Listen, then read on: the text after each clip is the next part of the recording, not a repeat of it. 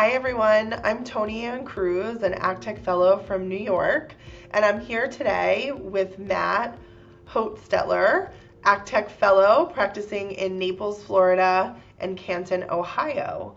And today we're going to be talking about diminishing capacity. Welcome, Matt. Thanks, Tony Ann. Um, so I guess to get started, I'm curious if you could tell us, as a practitioner, what are some things that you think all clients should be doing to prepare for the possibility of future incapacity? Well, there are a lot of things you can do, and the low-hanging fruit, I think, are just getting the foundational estate planning documents in place. And those are going to be your financial powers of attorney, your healthcare powers of attorney. They're called healthcare directives in some states, or might have a different name. Um, and then revocable trusts that are funded. That means their assets transferred to them. And then a pour-over will, which uh, captures any assets that aren't transferred to the revocable trust and transfers them there during probate. That's helpful. And so, with each of those documents, I'm wondering if you could maybe go in turn and just explain what each of those documents would do and why they would be helpful in a situation where the principal is, suffering from some diminishing capacity issues.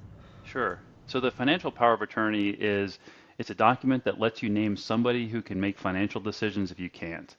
And those are typically effective as soon as you sign them, although sometimes those are called springing, and so they become effective when you lose the ability to make financial decisions. I don't care for the latter because it adds another element of difficulty in terms of finding out how the principal becomes incapacitated. As far as healthcare directives, um, those are kind of the same thing as the financial power of attorney, but they concern your physical health care. So who makes decisions about your health care when you can't? And those are effective only when you can't make your own medical decisions. And that's easy to figure out because you're going to be in front of a doctor or in a hospital, and there's going to be somebody there who can evaluate your capacity.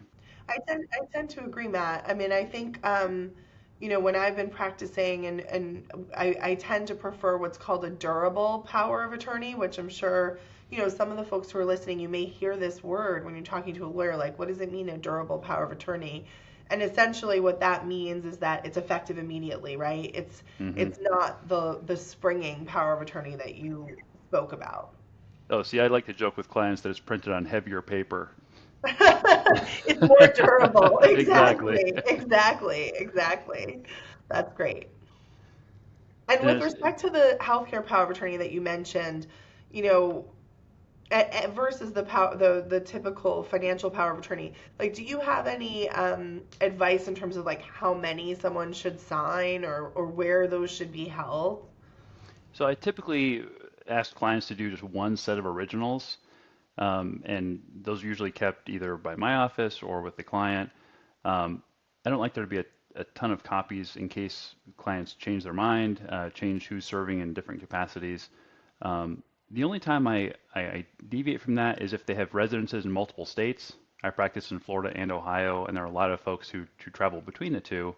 And sometimes we'll do a set of Ohio documents and a set of Florida documents just so the doctors are looking at what they're familiar with.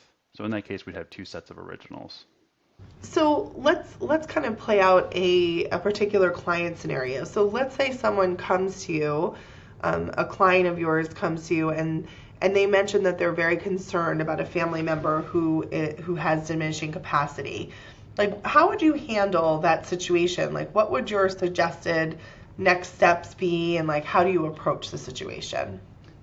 I think the first step is to just kind of assess what their abilities are and determine, to what extent their capacity is diminished. Do they still have the ability to put some of these documents in place or not?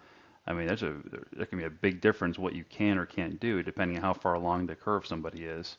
So that's the first step, just to figure out kind of where things stand.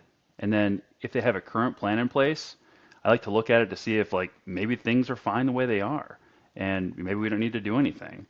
But a lot of times, especially if it's been a couple years, they want to make some changes just to get things finalized for when they eventually lose the ability to make changes in the future. I'm curious what you think the single most important document is to have in place for someone who has diminishing capacity. That's a tough question. But I probably think it's the financial power of attorney. And the reason is this: if you don't have a financial power of attorney and you lose capacity, then how does somebody pay your bills? How does somebody manage your investments? You need the court to appoint a guardian to make financial decisions, and that can be pretty onerous in some states. In some states, it requires the court to approve all expenditures. So if you want your whole financial life to be public record and part of the court docket, then I guess the guardianship's okay, but it's expensive and it's not confidential at all. So the way to get around that is with a financial power of attorney. Right. And then, are there any situations where you recommend a legal guardian or conservatorship put in place for a client? Yeah, sometimes that can be the better thing. If the client doesn't have somebody they trust and they need a court oversight, then a guardianship can be all right. It can be the better option. And sometimes, if there's just a risk of elder abuse or like, theft, then you really want that court oversight. Although I found for most folks, it's not something I recommend. Okay. Um, and so, what is really the biggest foot fault that you've commonly seen in a situation with a client who has diminishing capacity? Like, where do things typically go wrong? Things typically go wrong by just ignoring it and not planning, because you can do so much good to make things easier, to ease a transition.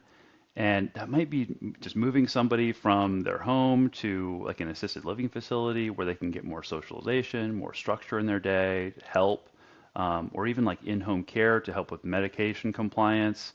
Um, that's just from like a day-to-day living perspective. But then from my perspective, having somebody in place to avoid that guardianship, and to ensure that life can continue as normal even when their abilities diminish, that's really going to be the key. And you only get there if you plan.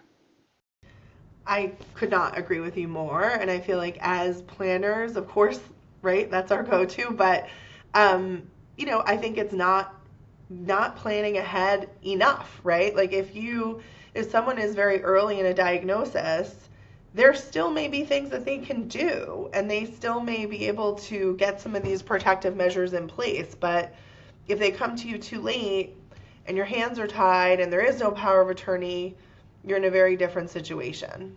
Yeah, and to go from there, I think sometimes folks think like a dementia diagnosis is too late, and it might not be. It might not be. So it's important to don't delay, but meet with a lawyer to see what your options are and whether there's anything you can do to make things easier going forward. Yeah, absolutely. Is there anything else that you wanted to cover today that we didn't talk about? I think that's it. Thanks so Okay. much, Tony Ann. Yeah, great. Thanks for joining us.